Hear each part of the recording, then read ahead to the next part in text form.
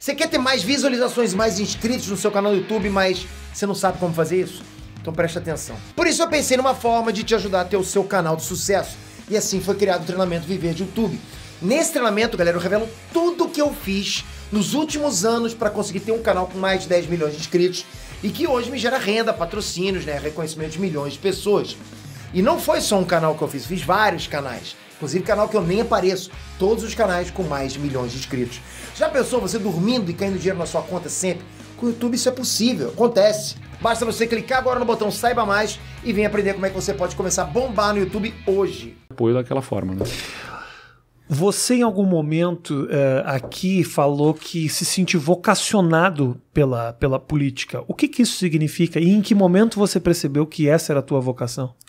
Assim, minha mãe, eu sou de uma família de servidores públicos, né? Meus pais são professores universitários aposentados pela Universidade Federal de Pelotas. Tenho um irmão que é delegado da Polícia Federal, o outro é fiscal agropecuário do Ministério da Agricultura. Então o serviço público sempre teve na minha vida, né? E eu considero a política também como uma forma de serviço público. A diferença é que, ao contrário de um concurso, a gente faz o contrato com a contratação direta pelo dono, que é do Estado, pelo dono da coisa toda, que é o povo, e que nos contrata com prazo determinado. Então, eles foram admitidos pelo voto popular, aliás, ele pelos concursos públicos e eu fui admitido pelo voto popular, servidor por 4 anos, como vereador, como prefeito, como governador. É o que me realiza, é isso que eu digo, né? Então eu gosto de política desde pequeno, minha mãe era professora de ciências políticas na universidade, meu pai teve atuação na política, não é um político, mas teve atuação, foi secretário municipal de educação, chegou a concorrer a prefeito em 88, mas era assim quase que um... Porto Alegre? Em Pelotas. Em Pelotas. Tá. Quase que um candidato assim de análises políticas. O pessoal brincava com ele que vinha um candidato lá do MDB, vinha o candidato do antigo, né, que hoje é o PP, os progressistas na época era o PDS, eles estavam se enfrentando ferrenhamente lá e vinha depois outros candidatos e vinha o meu pai no final fazendo uma análise política, assim, né, fazer um comentário.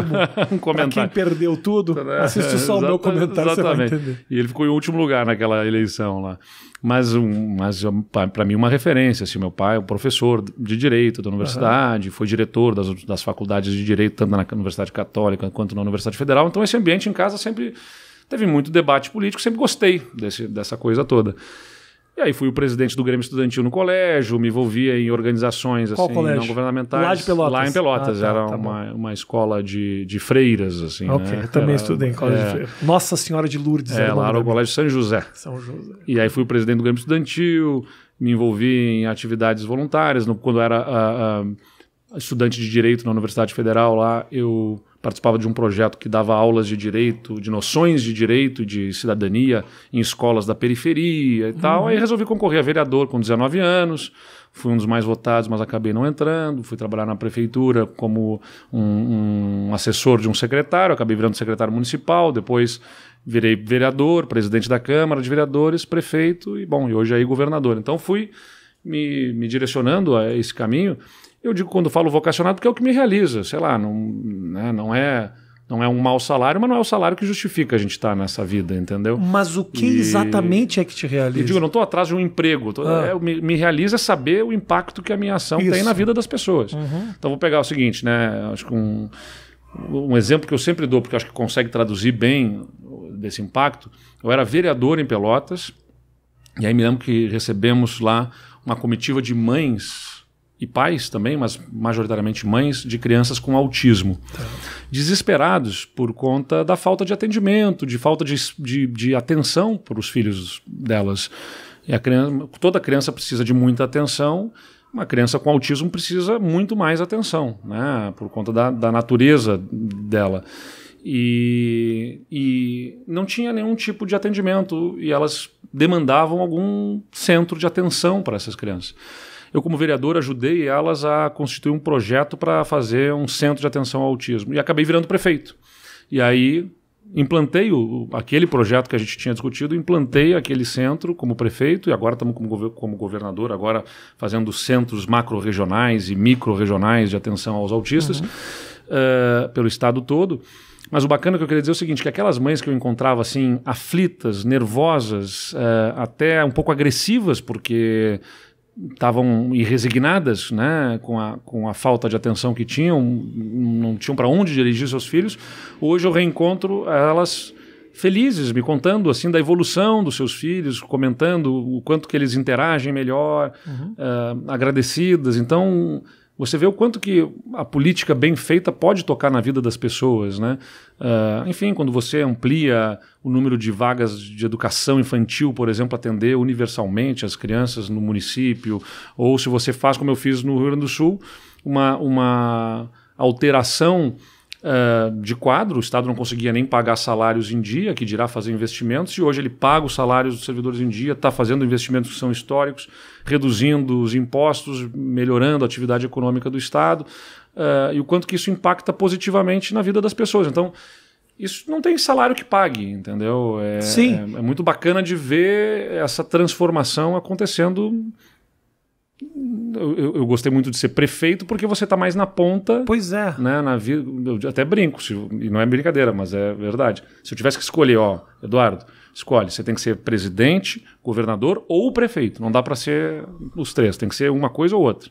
Eu escolheria ser prefeito, porque, enfim, é a cidade da gente, é o chão da gente, é onde a gente conhece as pessoas e você tem um contato muito mais próximo assim, com a população, né? Mas então por que não foi prefeito de novo, então? Porque fui uma vez e sou crítico da reeleição, né? Eu acho que a reeleição... você é crítico da... A reeleição é um problema no Brasil, porque faz com que o governante de plantão fique pensando muito no próximo processo eleitoral, e aí acaba acontecendo uma série de coisas, né?